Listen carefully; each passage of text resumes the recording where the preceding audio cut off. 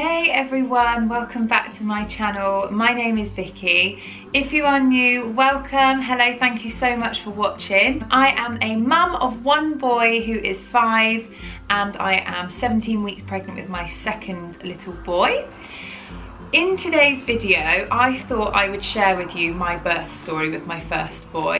I've been really interested in watching loads of different YouTubers' birth stories. I think each and every one is different and really exciting. Sometimes they're not so good, sometimes they don't go the way they planned. Mine certainly didn't go the way it planned. So yeah, let's get started. So where do we start? So I am now 30, I'm not 31, I'm 30, I'll be 31 in July. So I was 24 when I was pregnant with my first son, and then I would have been, let me think about this.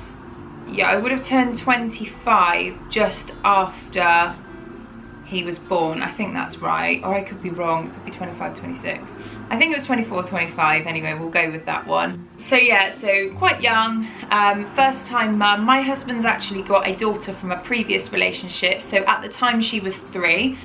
We lived in a village about 20 minutes from here. So our closest hospital was Swindon. We did have a birthing centre locally to us, and that was Chippenham. I decided from day one that I was going to go to a hospital, and the reason for that is my family history, i.e. my mum and my sister. So my mum has 4 children and my sister has 2, and none of them have been able to have a natural birth. They ended up in either an emergency caesarean or a planned caesareans. So I was absolutely convinced that that was the way it was going to go for me too. I was massively overdue, or at least it felt massively overdue for me. So I got to 10 days overdue and I phoned Swindon Hospital and I was virtually begging for them to let me go in for an induction. They said that I was crazy and that not many people beg to be induced. A lot of people want to go into natural labour. So that was on a Saturday, and they were like, yeah, that's fine, we should have a space for you later, we'll give you a call later. So got to like sort of 4 or 5 o'clock, phoned them again, and they said, I'm really sorry, but we're really busy, there isn't any space for you today, can you please phone us tomorrow? I was gutted.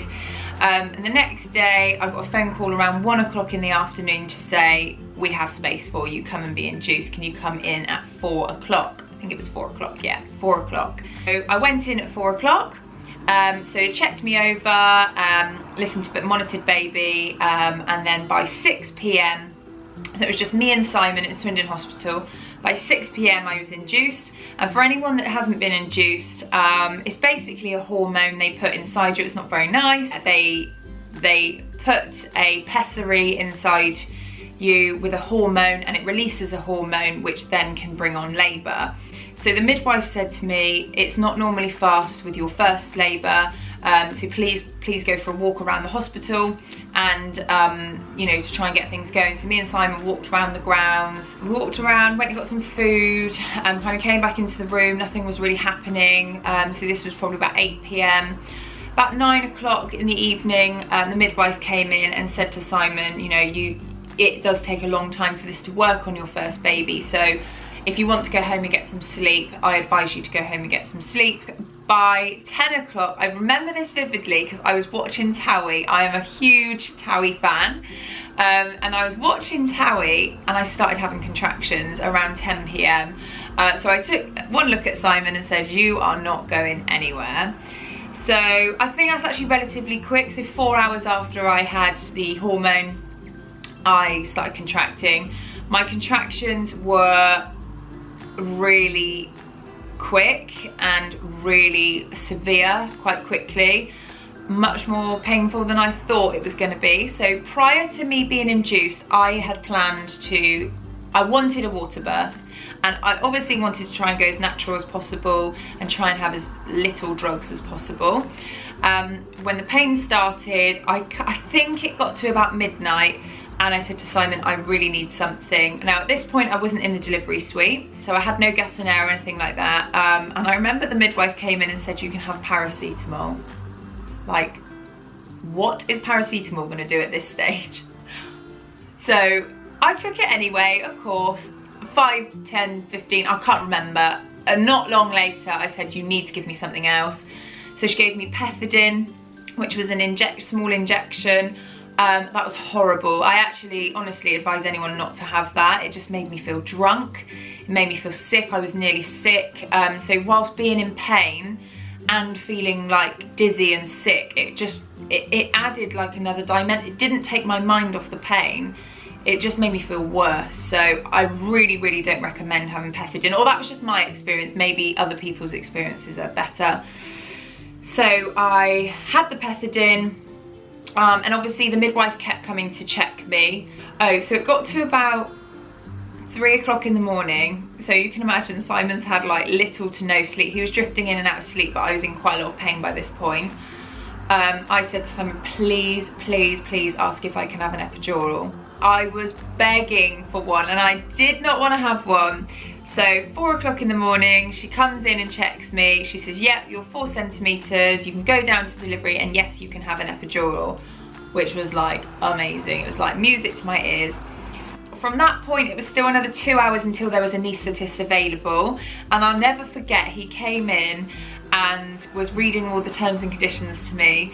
And I was just like, please, just please hurry up. I could barely talk. I was very quiet, a quiet person in labour. I didn't make hardly any noise. I just concentrated on my breathing and trying to kind of get through each contraction. It was incredibly painful. I wouldn't have had an epidural if I could have coped with the pain myself, but I honestly felt like I couldn't. 6 o'clock in the morning, epidural goes in. Now, for anyone that's scared of having an epidural, when you are in that much pain with your contractions, I honestly, hand on my heart, I did not feel that needle go in. I didn't feel it go in. All I remember was a sense of relief almost instantly from the pain. So I was given a type of epidural where you can actually administer it yourself. You're given like a little clicky button that you can do. I can't remember, I think it's every hour you can top it up. And you can feel like this cold fluid going down your back. So it took the pain away completely. But the only problem with that is it totally slowed my labour down. So the next however many hours, I'm not going to bore you with, but basically I was in and out of sleep. I could feel my contractions, but they weren't painful, so I could feel my stomach tightening. It got to a stage where they thought that baby was being quite lazy, so they tested his oxygen levels. So they scratched his head and tested his blood for his oxygen levels, which was fine. He was just asleep basically. So it got to the stage in the afternoon, around about 3:30, they said, look, you know, it's gone on for quite a long time now. I think we ought to get you down into theatre. There wasn't an emergency, but they were worried about Oscar getting distressed because I'd been in labour. That was it. In between this, they'd given me a hormone drip to try and like make things quicker, which can distress baby, I think, because it's quite intense. Of course, I couldn't feel the pain from this, but I was having faster contractions, but it just wasn't. I was progressing a little bit, but really slowly. So yeah, about 3:30, consultant came in and just said, I'm going to check you, see how you're getting on. And she said, well, you are 10 centimetres actually. Do you want to try and push? And I was like, yeah, of course I do. Yeah, amazing. So obviously it all happened really quickly from that point. So about 4 p.m, everyone was gowned up. I think that was about the timings. I apologise if I get the timings wrong, it was 5 years ago. So about 4 p.m, I started pushing. So I could feel the contractions, no pain. Every contraction I had to push. I still had the sensation of pushing, which was really nice. So I just pushed as hard as I could. 20 minutes later, Oscar was here. So I was really lucky, I had no intervention. I did have a small graze, so I had a couple of stitches, but that was absolutely fine. And then my little boy was here, and he was very healthy. He was £8.10.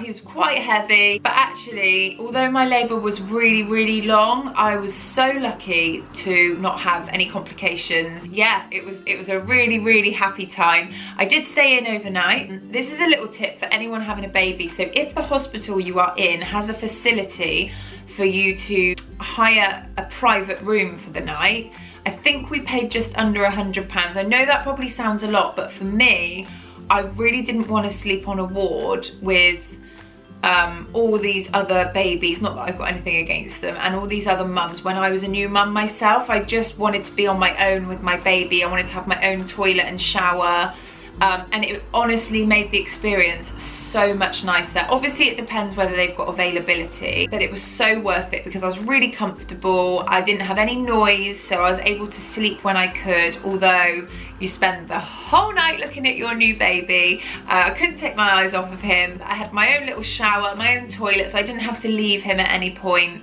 which when you have a baby, you don't want to leave them. You're very protective over them. Anyway, so yeah, that is my top tip to, if you have a hospital which has a facility for a private room, it is so worth the extra money. It made my experience so much nicer. I hear of people saying when they slept on a ward that every time they drop off, a baby next to them would cry. Obviously, if that's what you have to do, it may be that I have to do this time. So that is it. That is my birth story. I hope you enjoyed it. I hope it helped some of you. I know I've been super interested in everyone else's. If you liked this video, please give me a big thumbs up and don't forget to subscribe. Thank you so much for watching. Bye.